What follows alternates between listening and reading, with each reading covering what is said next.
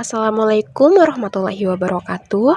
Jadi pada video kali ini saya akan mereview jurnal guna untuk memenuhi tugas besar. Nah, untuk judul jurnal yang saya ambil itu adalah penggunaan data mining dalam kegiatan sistem pembelajaran berbentuk komputer.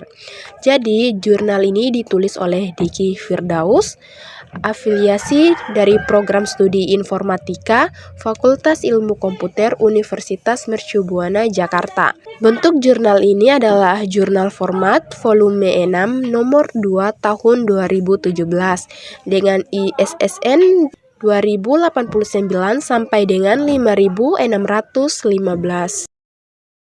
Oke, jadi jurnal yang saya akan review ini saya mengambil 10 bagian, yaitu yang pertama ada pendahuluan. Nah, pada bagian pendahuluan, jurnal ini membahas aplikasi data mining dalam sistem pembelajaran berbantuan komputer. Penulis menyoroti fenomena melimpahnya data di berbagai bidang kehidupan, termasuk pendidikan, seiring dengan kemajuan teknologi komputasi dan media penyimpanan. Meskipun teknologi basis data modern telah menyediakan media penyimpanan yang ekonomis untuk aliran data yang sangat besar, teknologi untuk menganalisis, memahami, dan memvisualisasikan data tersebut masih terbatas. Kondisi ini melatar belakangi pengembangan konsep pengembalian pengetahuan dan basis data atau data mining yang didefinisikan sebagai pencarian pengetahuan dalam basis data untuk mengidentifikasi pola yang valid, berpotensi manfaat dan mudah dipahami. Dalam konteks pendidikan, ketersediaan data siswa yang berlimpah dan berkesinambungan membuka peluang besar untuk penerapan data mining guna pengolahan pendidikan yang lebih baik dan pelaksanaannya. Lanjut pada bagian kedua, yaitu landasan teori dan metodologi. Penulis menjelaskan bahwa data mining adalah salah satu tahapan krusial dalam proses knowledge discovery in database. KDD sendiri merupakan proses iteratif yang mencakup pembersihan data, integrasi data, pemilihan data, data mining, evaluasi pola, dan penyajian pengetahuan. Data mining mengacu pada proses untuk menambang pengetahuan dari sekumpulan data yang sangat besar. Kerangka proses data mining dalam jurnal ini dibagi menjadi 3 tahapan utama, yaitu pengumpulan data, transformasi data, dan analisis data. Proses ini bersifat iteratif, di mana hasil evaluasi pengetahuan yang lebih lengkap, perbaikan dataset, atau perubahan sistem. Selanjutnya pada bagian ketiga, pengumpulan data. Tahap ini melibatkan pembangunan pemahaman akan domain aplikasi, pengetahuan relevan sebelumnya, dan tujuan penggunaan. Akhir penulis menekankan pentingnya membangun model interaksi siswa-siswa untuk menentukan variabel apa saja yang perlu dicatat dari interaksi siswa dengan sistem. Model interaksi ini dapat disusun dalam beberapa lapisan ini dapat saling melengkapi. Misalnya, untuk setiap pelanggaran aturan yang dicatat, informasi mengenai siswa yang melakukan pelanggaran, pelajaran yang sedang diikuti, soal yang dipelajari, serta usaha yang menyebabkan pelanggaran harus disimpan untuk setiap usaha yang dilakukan siswa dalam menjawab soal. Selanjutnya, transformasi data. Data mentah yang dihasilkan dari pengumpulan data biasanya tersimpan dalam bentuk beberapa tabel basis data. Karena analisis data umumnya dilakukan terhadap suatu tabel tunggal, maka perlu dilakukan penggabungan beberapa tabel yang relevan. Hasilnya adalah suatu struktur yang disebut dengan dataset, yang dimana dataset dapat dikelompokkan secara vertikal sebagai kumpulan atribut dan secara horizontal sebagai kumpulan instans. Setiap atribut mempunyai tipe data yang dapat berupa numerik, teks, atau bentuk lainnya. Jika domain nilai suatu atribut berhingga, maka disebut atribut nominal. Suatu instans adalah data yang dihasilkan dari suatu kejadian di dunia nyata yang dicatat dalam beberapa atribut. Transformasi dataset dapat melibatkan filtrasi dataset dan konversi atribut.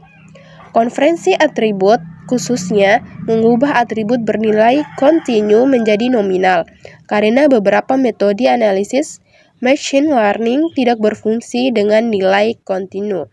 Dua metode diskrisasi nilai atribut dijelaskan: penelusuran seluruh dataset atau metode binning. Binning mendefinisikan kelas nominal untuk setiap atribut dengan 3 cara, yaitu equal weight, equal frequency, dan customized. Oke, selanjutnya pada bagian ke-6 yaitu analisis data atau penerapan teknik data mining. Analisis data pembelajaran dapat dilakukan melalui analisis statistik atau pendekatan machine learning. Jurnal ini fokus pada pendekatan machine learning menggunakan 3 teknik utama, yaitu association rules, classification, dan clustering. Pada bagian pertama, association rules atau disebut dengan R, algoritma R digunakan untuk menghubungkan antara nilai atribut nominal dalam dataset menghasilkan aturan if-then dengan mempertimbangkan support dan confidence. Contoh aplikasi dalam pembelajaran adalah mengidentifikasi kesalahan yang sering terjadi secara bersamaan. Misalnya, jika siswa melakukan kesalahan B, maka mereka juga melakukan kesalahan C. R juga dapat menunjukkan hubungan antara atribut yang berbeda. Nah, pada bagian classification, teknik ini mengelompokkan data berdasarkan data training dan nilai atribut klasifikasi, menghasilkan aturan pengelompokan yang dapat digunakan untuk mengklasifikasikan data baru. Representasinya seringkali dalam bentuk pohon keputusan. Perbedaan utama dengan R adalah classification hanya membuat model untuk satu atribut kelas. Contohnya adalah membuat pohon keputusan untuk memprediksi distribusi. Kemudian clustering. Teknik ini mengelompokkan objek yang memiliki kemiripan karakteristik di mana sekelompok objek serupa akan membentuk satu cluster. Algoritma seperti K-means atau K-means dapat digunakan. Clustering dapat diterapkan untuk mengenali karakteristik siswa yang mengalami kesulitan belajar, mengelompokkan siswa dengan frekuensi dan jenis kesalahan yang serupa. Selanjutnya pada bagian kelebihan jurnal. Oke, jurnal ini memiliki kelebihan ada 4, yaitu pertama, relevansi tinggi. Topik data mining dalam pendidikan sangat relevan dengan perkembangan teknologi saat ini. Yang kedua, strukturnya jelas. Oke, tahapan data mining dijelaskan secara sistematis dan mudah dipahami. Yang ketiga, aplikasinya praktis. Jadi di situ menjelaskan secara konkret bagaimana teknik data mining dapat memberikan wawasan berguna bagi pendidik. Yang terakhir, ada metode data rinci. Menguraikan model granularitas pengumpulan data interaksi siswa yang komprehensif. Kemudian pada bagian selanjutnya yaitu kekurangan jurnal. Nah, pada jurnal tersebut memiliki 3 kekurangan yang saya lihat, yaitu yang pertama, visualisasi kurang optimal. Jadi ada beberapa gambar dan tabel memiliki resolusi rendah atau teks kecil sehingga kurang terbaca. Yang kedua, ada kurangnya detail teknis algoritma. Tidak menjelaskan secara mendalam bagaimana algoritma data mining bekerja secara internal. Dan yang terakhir, tidak ada studi empiris, yang dimana bersifat konseptual tanpa menyertakan implementasi atau studi kasus yang nyata. Lanjut pada bagian saran untuk penelitian lanjutan. Eksplorasi algoritma data mining lain. Jurnal ini memberikan kerangka teoritis untuk penerapan data mining dalam sistem pembelajaran. Penelitian selanjutnya dapat melibatkan implementasi nyata dari teknik data mining yang diusulkan pada sistem pembelajaran mining.